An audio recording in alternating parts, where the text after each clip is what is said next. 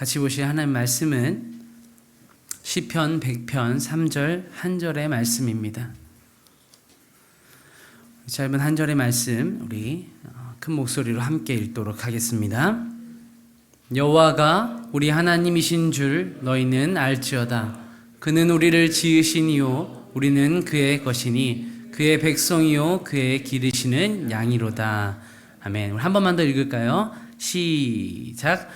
여호와가 우리 하나님이신 줄 너희는 알지어다. 그는 우리를 지으신 이요 우리는 그의 것이니 그의 백성이요 그의 기르시는 양이로다. 아멘. 네, 불확실한 시대에 확실한 생존 전략이라는 주제로 여러분과 말씀을 나누려고 합니다.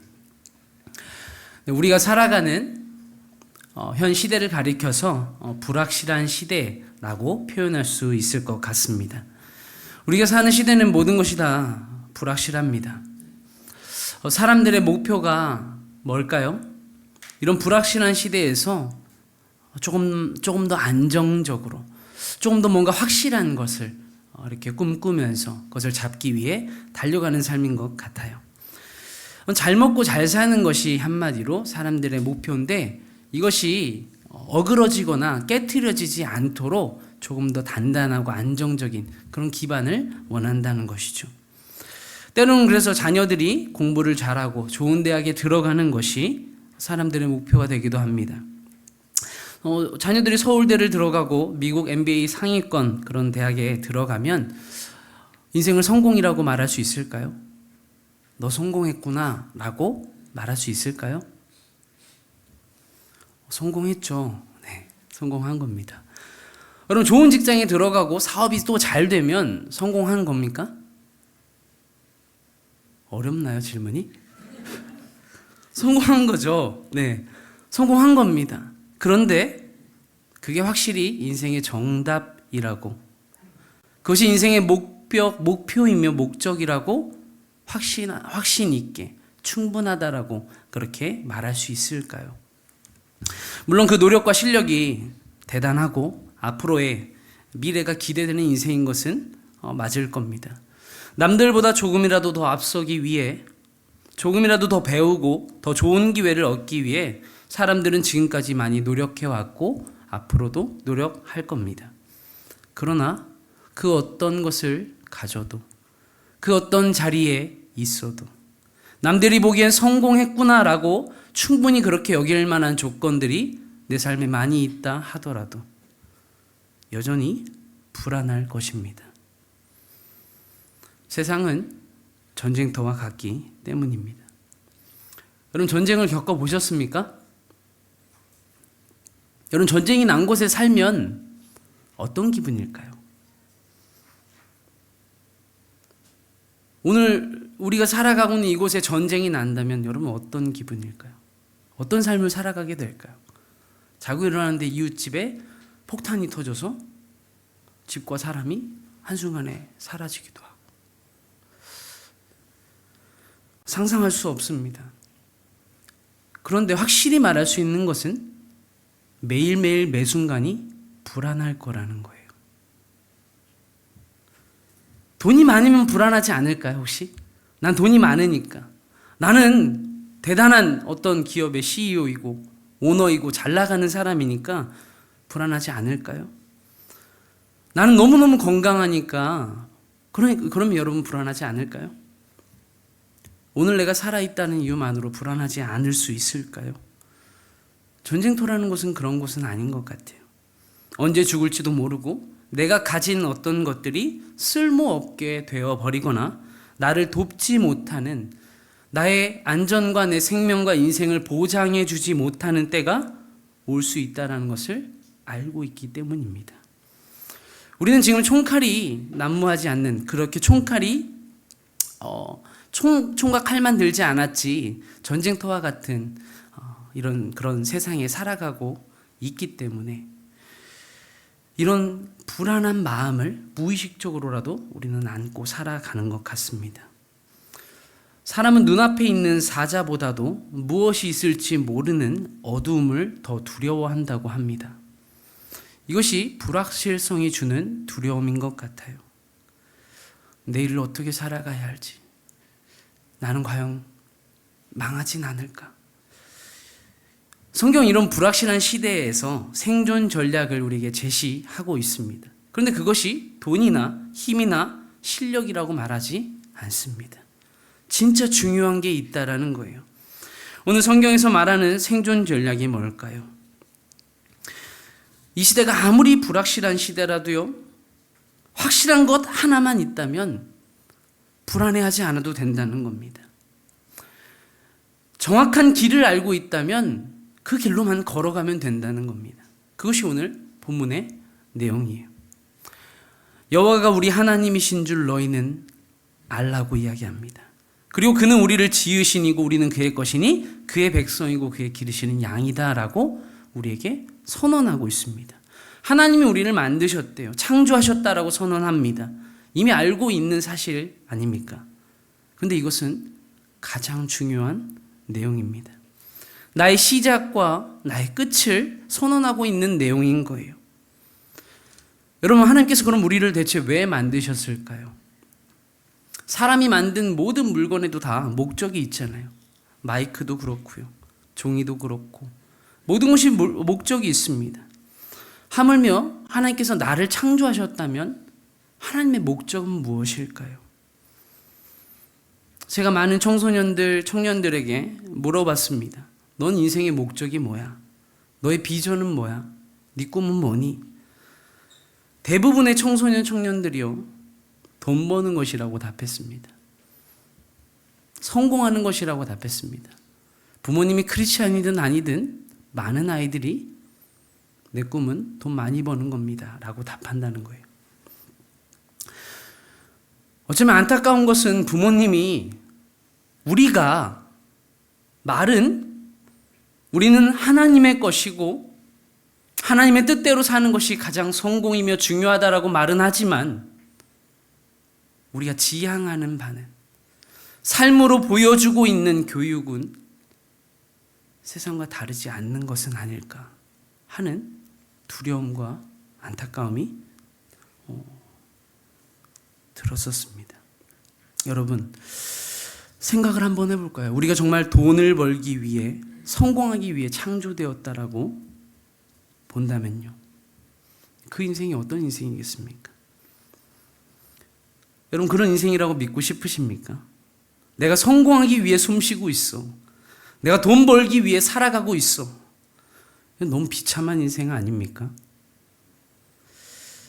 여기 여러분 행복이 있을까요? 그렇다면 돈도 아니고 성공도 아니라면 우리의 존재 이유가 뭡니까? 대부분의 사람들이 대답을 잘 못합니다. 모르니까 잘못 살게 되기도 하고요. 저와 여러분은 과연 목적대로 잘 살아가고 있습니까? 목적을 잃어버린 물건은 버려집니다. 성경에서도 분명히 말하고 있어요. 소금이 맛을 잃으면 쓸데가 없어서 버려진다고요. 목적을 잃어버린 사람은 어떻게 될까요? 끝날에, 심판날에 버려진다라고 성경은 말씀합니다.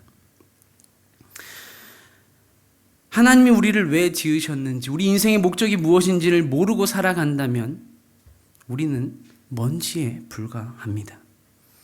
이런 불확실한 시대 속에서 신기루 같은 것들, 결국 나의 생명을 보장할 수 없는 것들을 잡기 위해 달려가다가 허무한 인생을 마치거나 그렇게 망하는 겁니다. 여러분, 그런 우리 인생에게 하나님이 이런 선언을 하고 계신 거예요. 내가 너를 만들었다고. 내가 너의 인생의 목적을 알고 있다고. 우리 인생의 비전을 하나님께서 우리를 만드셨기 때문에 그 계획 또한 가지고 계신다고요. 그리고 마치 양의 목자처럼 우리를 그 길로 인도하신다는 겁니다. 여러분, 그런 하나님이 어떤 하나님이십니까? 우리 하나님이라는 거예요. 우리 하나님. 우리 아버지, 우리 아빠. 이거 옛날 TV 광고인데 혹시 보신 분들이 계신지 모르겠어요. 우리 아빠는 지구를 지켜요. 미세먼지를 엄청 줄이고 나쁜 연기를 없애서 공기를 맑게 해준대요. 소나무를 많이 심어서 지구를 시원하게 해주고요. 북극곰을 살려준대요. 아버지가 뭐 하시는데? 뭐예요? 콘덴싱 만들어요 라고 대답하는 그 아이. 보일러 광고죠. 처음에 유지태가 슈퍼맨처럼 막 등장해가지고 엄청난 사람인 것처럼 나왔는데 콘덴싱 만든다고 마지막 이야기합니다. 이 아이 보니까 너무 귀엽더라고요. 너무 귀엽고 기특합니다. 세상에 하찮은 일은 없지만 아무래도 지구를 지키는 일과는 좀 거리가 많이 떨어져 있는 것처럼 보이는 그런 보일러를 만드는 아빠를 아주 자랑스럽게 소개하는 이 아이를 보면서 하나님과 저의 관계에 대해서 생각을 해보게 됐어요. 하나님 우리 아버지이신데 나는 아빠라는 하나님이 어떤 분인지, 뭐 하시는 분인지 나는 얼마나 알고 있나? 우리 하나님 여호와의 능력이 얼마나 대단하고 놀라운지 나는 과연 얼마나 알고 있나? 여러분, 하나님을 아빠, 아버지라 부르지 않습니까? 하나님 뭐 하시는 분이십니까? 하나님이 어떤 분이십니까? 하나님의 능력이 정말 어떤 능력을 가지고 계시고 얼마나 하나님이 위대하신지 여러분 아십니까? 우리 아빠는 지구를 지켜요 라고 말한 그 아이의 말과는 다르게 하나님은요 정말로 온 세상을 지키고 다스리고 섭리하시는 분 아닙니까? 우리 아빠는 콘덴싱 만들어요. 하나님은 세상을 만드신 분이에요. 그런 분이 우리 하나님이고 아버지인데 아버지에 대한 자랑스러운 마음이 그 아버지를 믿고 이렇게 인터뷰에서 너무나 당당하게 말하는 아이와 같은 마음도 이 정도의 마음조차도 없는 그런 우리라면 하나님 너무 불쌍한 것 같아요. 아버지를 자랑하기엔 우리가 너무 커버렸나요? 좀 크니까 부끄럼도 많아지고 낯간지러운 말 잘 못해서 사실 우리가 큰 게 아니라 하나님이 여호와라는 사실을 이 하나님 아버지가 어떤 분인지를 삶에서 진짜로 경험하고 느껴본 적이 별로 없기 때문에 자랑할 만한 것이 별로 없기 때문에 어쩌면 그런 것 아닐까 하는 생각을 해봅니다. 성경은 그런 우리에게 이렇게 도전합니다. 시편 34편 8절 말씀입니다. 너희는 여호와의 선하심을 맛보아 알지어다. 그에게 피하는 자는 복이 있도다. 이렇게 말하는 거예요. 경험해 보라고. 그리고 알라고. 그래야 모든 불확실한 상황 가운데서 정말로 하나님이 너의 확실한 방주인지 너의 단단한 반석인지 너를 끝까지 책임질 수 있는 붙들 수 있는 분인지를 알라는 겁니다. 그래서 정말로 여호와께 의지하고 환난 날에 심판 날에 그분께 피할 수 있도록 경험해보고 알라는 겁니다. 여러분 다윗이라는 사람을 너무 잘 아시죠? 다윗이 그렇게 여호와께 피했던 것 아닙니까? 그러니까 어떻게 됐을까요? 시편 34편 4절 5절 6절 말씀입니다. 내가 여호와께 간구하매 내게 응답하시고 내 모든 두려움에서 나를 건지셨도다. 그들이 주를 앙망하고 광채를 내었으니 그들의 얼굴은 부끄럽지 아니하리로다. 이 공고한 자가 부르짖음에 여호와께서 들으시고 그의 모든 환난에서 구원하셨도다. 아멘. 다윗의 고백을 들어보니까요 인생의 위기가 많았나 봐요. 환난이 얼마나 많았고 두려운 상황이 얼마나 많았는지 참 힘든 인생을 살았겠다 싶어요. 그리고 실제로도 그렇죠. 그런데 그런 불확실한 자신의 인생 가운데서 그런 정세 가운데서 이분만큼은 확실하구나 라는 걸 우리에게 너무나도 어필하고 있는 거잖아요. 너무나도 확신 있게 자랑하고 있는 거잖아요. 이 사실을 모두가 알았으면 좋겠다라는 마음으로 막 정말 노래하고 외치고 선포하는 다윗의 모습이 여러분 그려지지 않습니까? 그래서 다윗은요 실제로 그 하나님을 경험하고 나니까 어떻게 살기로 결단합니까? 우리 시편 34편 1절 2절 3절인데요 같이 함께 읽겠습니다. 시작. 내가 여호와를 항상 송축하며 내 입술로 항상 주를 찬양하리이다. 내 영혼이 여호와를 자랑하리니 곤고한 자들이 이를 듣고 기뻐하리로다.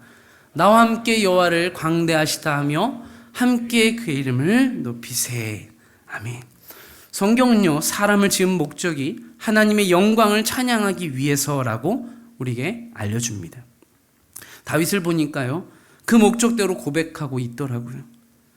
곤대싱을 만드는 아빠를 자랑했던 그 아들보다 더 크게, 더 신나게, 더 확신 있게 우리 하나님이 최고라고 자랑하는 겁니다. 여러분, 이런 사람 하나님이 보시면 예쁠까요? 안 예쁠까요? 예쁘지 않겠습니까? 제가 저희 교구에 한 장로님 댁에 가보니까요, 손주가 하나 있더라고요. 그렇게, 네. 굉장히 잘생기고 귀여운 아이였습니다. 근데요, 그 아이가 때로는 장난도 치고 야, 너 그러면 안 돼 싶을 정도로 막 그렇게 개구쟁이요. 근데 제가 보니까 장로님 눈에선 꿀이 떨어지는 거예요. 손주가 뭘 해도 예쁜 것 같더라고요. 아마 다른 분들도 그렇지 않습니까? 이상하죠. 자녀가 그러면 패버리고 싶은데 손주가 그러면 너무 예쁘고 다 용서가 되는. 훈장님, 옛날에 그 훈장이, 무서운 훈장님의 수염을 누가 감히 잡아당길 수 있습니까? 손주밖에 없는 거 아닙니까? 그런데 그냥 눈에 넣어도 아프지 않을 그 아이가 우리 할아버지가 최고야, 우리 할머니가 최고야 라고 말한다면요, 그렇게 신나서 막 친구들한테 자랑한다면요, 여러분 뭐든 다 해주고 싶지 않겠습니까? 그 애가 진짜 탈 수가 없어서 그렇지 자동차 사달라 그러면 지금 가서 계약하고 싶은 마음일 겁니다. 하나님께서요, 이런 다윗을 너무너무 기뻐하시고 약속하시는 거 아닙니까? 야, 내가 너의 인생을 책임질게.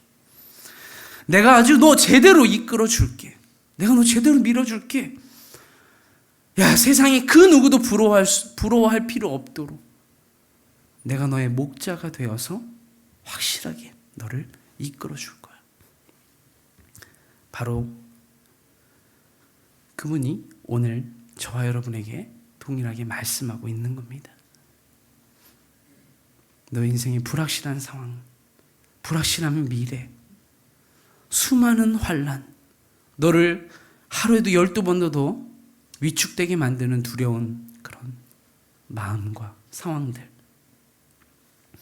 그 상황에서 나를 진짜 간절히 찾아봐. 나를 정말 네가 경험하기 위해서 나에게 나와서 나를 찾고 구하면 내가 만나줄 거야. 하나님 그렇게 말씀하십니다. 그럼 우리 인생이 어떻게 되겠습니까? 다윗이 대단해서 그런 겁니까? 아니요, 우리도 그렇게 하나님을 경험하면요, 하나님을 내 입술로 항상 주를 찬양하며 여호와는 광대하시다 하고 그 이름을 높이는 인생이 절로 된다라는 것 아니겠습니까? 저와 여러분들이 그분의 양떼가 되고 그분이 우리의 목자가 되는 놀라운 기적의 일들이, 당연한 일이지만 우리가 너무나도 경험하지 못하고 있는 이 기적의 일들이 여러분 진짜 일상이 되기를 축복합니다. 시편 23편 말씀처럼 여호와는 나의 목자이십니다. 그러면 내게 부족함이 없다는 겁니다. 우리의 비전은요, 목자를 놓치지 않고 따라가는 것입니다. 그러면 필요한 모든 것들은 목자가 책임진다라고 우리에게 말씀합니다. 여기까지만 하고 설교를 끝내야 하는데 그럴 수가 없어요. 왜냐하면 이 든든한 백을 걷어차는 사람들이 너무나도 많기 때문에 그렇습니다. 목자가 필요 없다는 거예요. 백이 되어준다고 말하는데도 싫다는 겁니다. 이상하죠? 여러분, 세상을 살면 살수록 다 관계와 백 아니겠습니까? 모르는 사람보다 아는 사람이 좋죠. 그렇게 세상에선 백을 원하고, 자매님들도 백을 원하고, 온 사람들이 다 백을 원하는 이 세상 가운데서 확실한 백이 되어주겠다고 우리에게 찾아오신 그분이 있는데 이상하게 그분이 싫다고 거절하는 거예요. 백이 필요하다고 그렇게 노래를 불러서 오신 주님을 거절하는 사람들의 마음, 우리의 마음, 왜 그런 걸까요? 그것은 바로 내 것이라는 개념 때문에 그렇습니다. 내 손에 쥐고 있는 것은 내 것이라는 그 마음 때문에 우린 것을 지키려고, 뺏기지 않으려고 온 힘을 다해서 그것을 움켜쥐고 있습니다. 애기들 보면요, 식당에서도요, 숟가락 하나 잡고요, 절대 놓지 않습니다. 제가 한번 뺏은 적이 있어요. 진짜 한 2살도 안 된 아이인 것 같아요. 네. 왜냐면 그거 들고 집에 가면 안 되잖아요. 네. 목사로서도 그런 꼴은 볼 수 없죠, 제가. 그래서 수저를 뺐었어요. 나라 일은 충신처럼 우는데요, 애가. 와, 울음이 그치질 않는 거예요. 모든 사람들이 다 인상 찌푸리고 쳐다보고 이러는데 얼마나 난감했는지. 여러분, 아이들도요, 아무것도 모를 것 같은 이 아이들도요, 손에 뭐 하나 쥐면요, 그거 자기 거라는 거예요. 형 건데? 아니요, 그거 자기 거래요. 누나 건데? 아니요, 내 거인 거예요. 심지어 저는 아주 놀라운 것도 경험했습니다. 조카가요, 코딱지를 자주 파는 거예요. 더럽죠. 손가락을 넣어서 자꾸 이제 그 속에 있는 걸 꺼내요. 도라에몽 주머니처럼 모양도 다르고 희한하게 자꾸 나와요, 그게. 여러분들도 아마 다 어릴 때 해보셨을 겁니다. 여러분, 꺼내가지고 그냥 있나요? 어떻게 해요? 2단계로 어떻게 하죠? 네? 네, 말잖아요, 이렇게 돌돌돌. 그 다음에 어떻게 하나요? 말 다음에. 잘 아는데, 그죠? 모르는 척 하기 참 힘들어요, 그죠? 혹시 지금도 하고 네. 프라이버시는 지켜드리겠습니다. 이놈의 콧구멍이 막 커지는 거예요. 이만해지는 거예요. 뭐 손가락을 맨날 넣으니까. 그러니까 엄마가 그걸 보고 얼마나 싫겠어요. 얼마나 막 더럽고 막 그래. 제발 좀 하지 말라고. 그 더럽다고. 어느 날 또 애가 이제 코를 파는 걸 보면서 엄마가 너 이 새끼 코 파지 말라 했지. 혼내면서 이제 하지 말라고 했더니 얘가 어떻게 하냐면 그걸로 손을 보여주더니 내 거야 하고 입에 쏙 집어넣습니다. 네, 저 이걸 보고서 굉장히 많이 웃었었어요. 코딱지가 지 거래요. 맞죠? 자기 거죠. 그거 좋다고 입에 넣고 신나하는 아이를 보면서 야, 근데 가만히 생각해 보니까 그게 우리의 모습 아닙니까? 내가 너를 지었으니 너는 내 것이다. 너는 내가 책임질게 라고 하시는데 하나님이 목자가 되셔서 우리를 인도하신다라고 우리에게 정말 복을 주기 위해 오셨는데 우린 그 축복 걷어차고 살 때가 많잖아요. 내 마음대로. 그렇게 살 때는 물론 자유가 내 것인 것 같고 너무나 좋을 겁니다. 그런데 문제가 생기고 책임을 져야 되고 수습을 해야 되는 때가 인생엔 찾아오지 않습니까? 그럼 누가 책임을 지나요? 내가 책임져야 하는 거예요. 여러분, 그 선악과를 따먹은 아담이 뭐라고 하죠? 하나님이 주신 하와 때문이라는 거예요. 하와는 뭐라고 합니까? 자기를 유혹하는 뱀 때문이라고 하는 거예요. 자기 욕심 때문이라고는 죽어도 말 안 하고 그 욕심을 부추기고 유혹한 상대방 때문이라는 거예요. 책임을 떠넘기는 겁니다. 무슨 말이에요? 인간은요, 인생의 리더로서의 자질이 없다라는 거예요.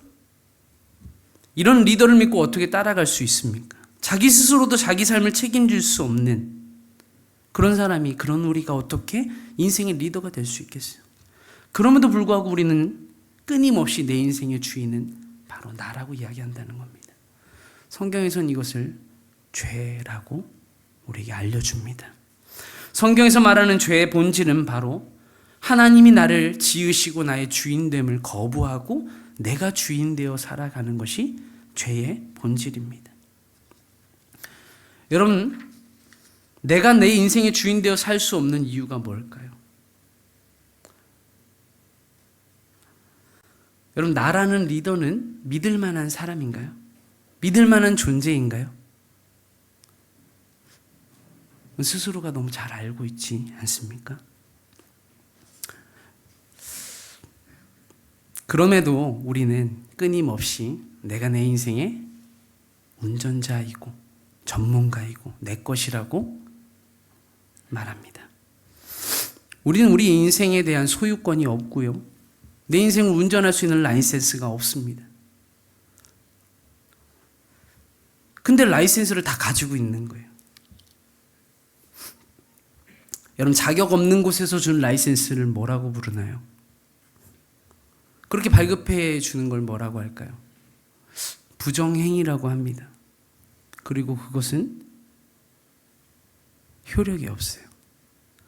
주인이신 하나님이 허락하지 않은, 발급하지 않은 라이센스를 서로 발급해 주는 거예요. 네 말이 맞다고, 네가 네 인생의 주인이라고. 그거 부정행위라는 겁니다. 이게 우리 한계입니다. 세상에 자꾸 속으면 안 돼요. 세상에서는 불확실한 시대에 아무도 자신을 책임져 주지 않을 거기 때문에 너 스스로 너의 인생의 리더가 되어 책임지고 이끌어 가야 한다라고 그렇게 말을 합니다. 얼핏 들으면 맞는 말 같습니다. 그런데 다시 한번 말씀드리지만 우리는 자기 인생을 책임질 수 없는 사람들입니다. 아주 간단한 진리인데 우리가 너무나 자주 잊고 사는 사실, 진리가 있죠. 뭐예요? 모든 사람은 죽는다는 거예요. 바로 죽음입니다. 내일 죽을지 1년 뒤에 죽을지 어떻게 죽음이 나에게 찾아올지 모르는 우리가 어떻게 자신의 인생을 비롯해서 누군가를 책임질 수 있겠습니까? 책임감을 갖는 것과 책임질 수 있는 것은 전혀 다른 이야기거든요.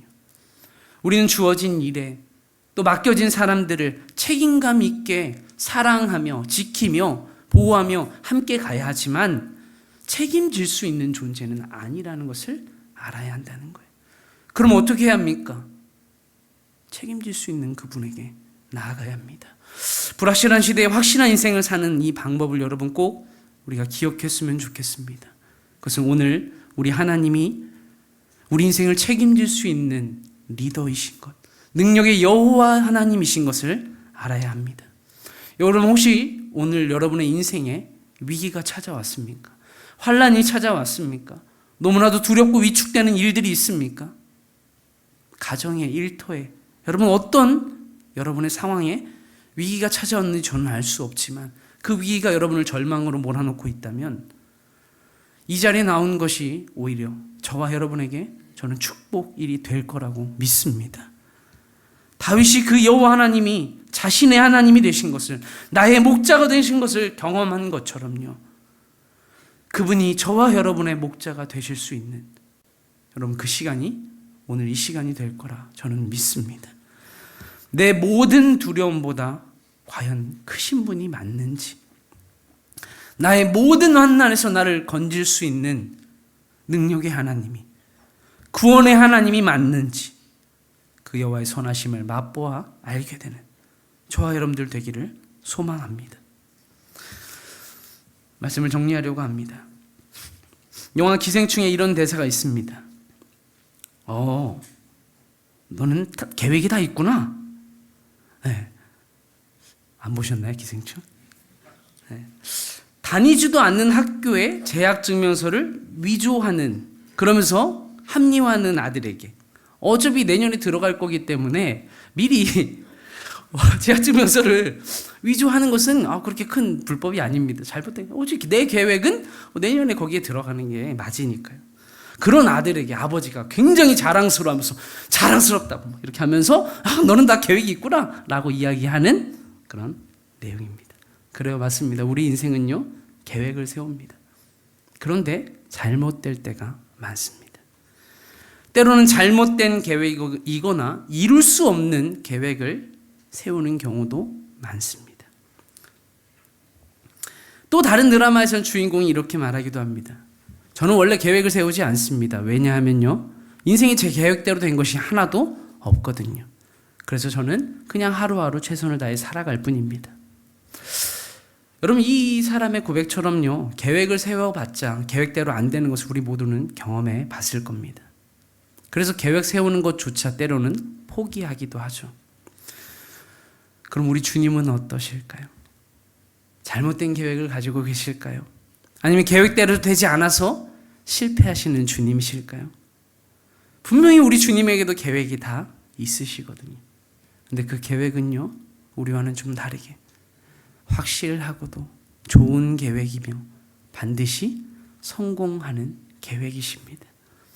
그것은 이미 수천 년 전부터 이미 미리 계획하시고 계획대로 이루어내신 당신의 십자가의 죽음과 부활 사건이면 우리의 구원에 관한 계획이기도 합니다. 사랑하는 여러분, 우리 주님 실수하지 않으십니다. 아멘이십니까? 우리 주님 실패하지 않으십니다. 아멘이십니까? 죽음도 이기시고 승리하신 승리의 주님께서 오늘 저와 여러분들의 아버지가 되시고 목자가 되시며 우리 교회의 머리가 되어 주신다는 것은 얼마나 큰 유익이며 기쁨이며 든든함인지를 저와 여러분들이 환난 날에 내 인생에 어려움이 찾아왔을 때에 절망할 것이 아니라 도리어 그것이 기회가 되어서 그 하나님을 경험하는 선하심을 맛보아 알게 되는 그런 은혜, 여러분, 그런 은혜의 사람들이 되기를 예수님의 이름으로 축복합니다.